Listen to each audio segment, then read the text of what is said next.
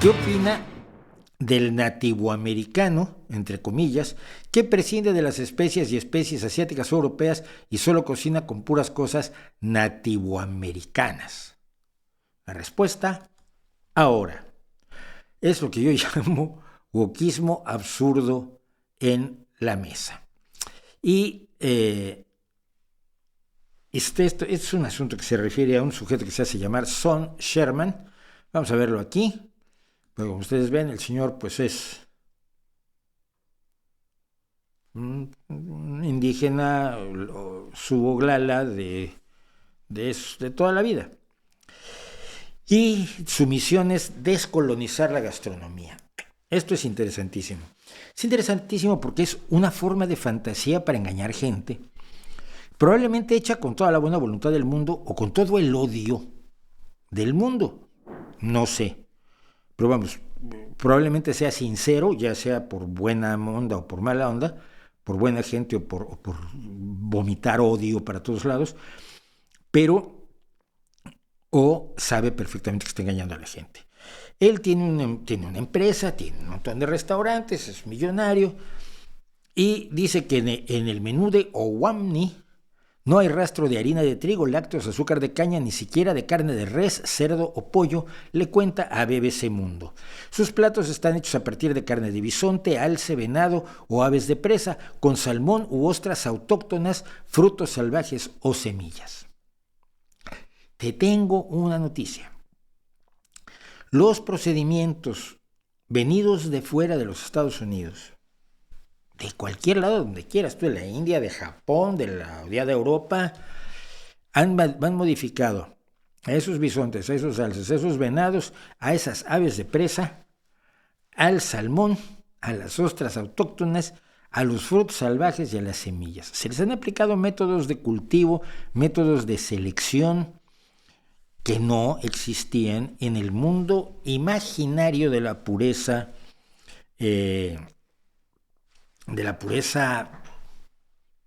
cultural, digámoslo así, para no meternos en líos, que tú crees que estás defendiendo.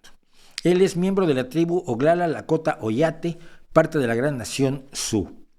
Sioux, que por cierto es un nombre francés, esos son los que escriben Sioux y se pronuncia Sioux porque se pronuncia en francés. Efectivamente, sus nombres son Oglala Lakota Oyate. Pero hay pasando de la burla, hay una parte que sí me parece importante su preocupación. Dice que en la reserva india, porque el problema que tienen Estados Unidos es que los indios, los descendientes de los indios, por mezclados y mestizados que estén, que lo están muchos de ellos, pues la base de la comida muchas veces es la que le sigue dando el gobierno de Estados Unidos. Y él cuenta que esa era comida enlatada, leche en polvo, queso amarillo, cereales secos y grasa vegetal que proporcionaba un programa gubernamental. Es un programa gubernamental importantísimo porque es de los que alimenta gente que de otra manera se moriría de hambre. Sí, en Estados Unidos, en el país más rico del mundo, la gente se puede morir de hambre si no tiene el apoyo del maldito Estado. Pero esa alimentación pues, no es la ideal. No es una alimentación ideal y es la que se le da a todas las personas pobres, principalmente a la gran cantidad de pobres que sigue habiendo en las reservaciones indias, que son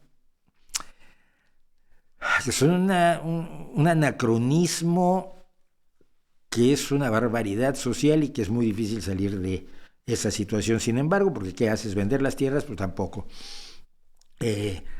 Dejar que provocar el mestizaje cultural sexual por la fuerza, pues tampoco. Es una cosa que está ahí en una especie de burbuja temporal muy preocupante, porque afecta a millones de personas.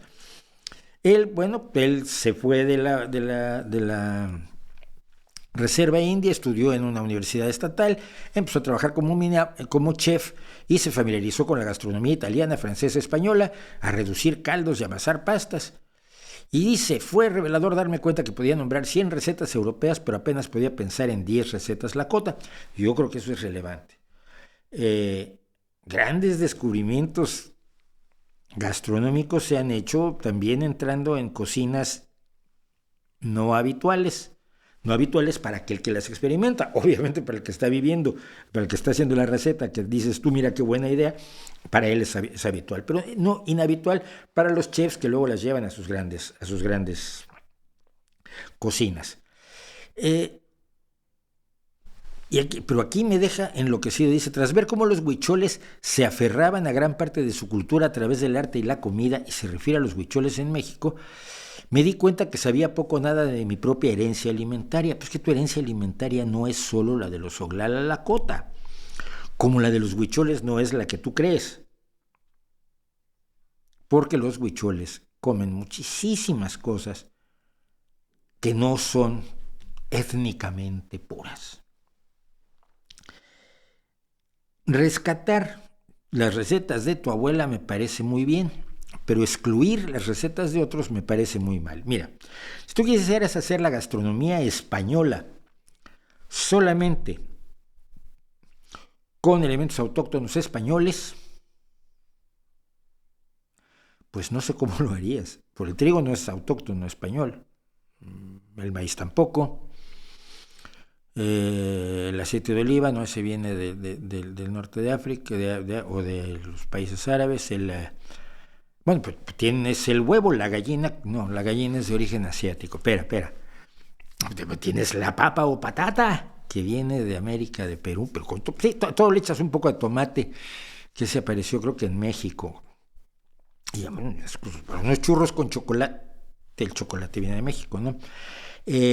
Una tortilla de patata. La cebolla será originaria de España. Probablemente puedas hacer cebollas rellenas de conejo, cebollas de las autóctonas rellenas de conejo. Todo país, toda cultura, toda forma de la cultura musical, gastronómica, literaria, de indumentaria, de plástica, de todo tipo, ha estado influida por todas las demás culturas a su alrededor.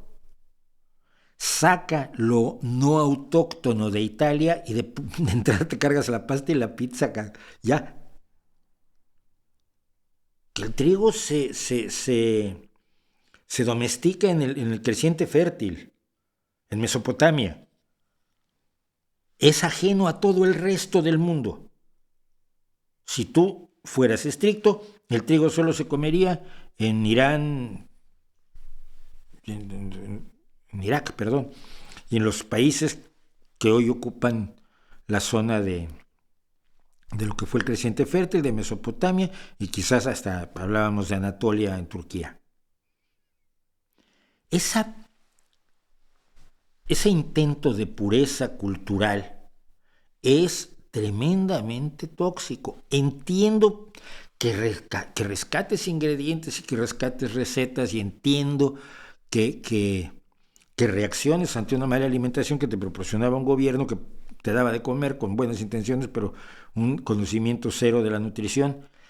Pero de ahí a rechazar todo lo demás como un acto de pureza cultural o étnica, me parece de locos, y me parece muy de locos en un tipo que utiliza camisetas de algodón con serigrafía. Es pose y no es necesaria, hombre.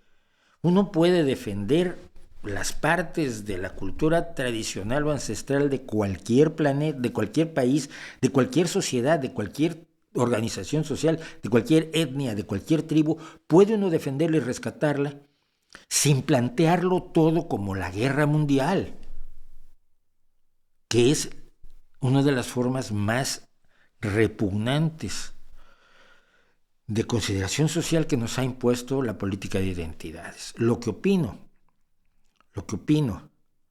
es que esa nueva cocina nativa no es más que pose y no es más que una forma de confrontar en vez de sumar, de dividir y alejar en vez de unir y acercar. Dame comida de Indonesia y añádele cosas del resto del mundo, y hagamos cocina fusión, y hagamos literatura fusión, y hagamos pintura fusión, y Van Gogh hace lo que hace gracias a las a los grabados japoneses que empieza a coleccionar y todo es una sola cultura, una sola gastronomía, una sola pintura, una sola literatura, la literatura humana, en todas sus expresiones, y vamos a celebrarlas y a disfrutarlas todas y enriquecernos sumando, en vez de arrancarnos cosas porque creemos que nos sobran, y menos con esa carita.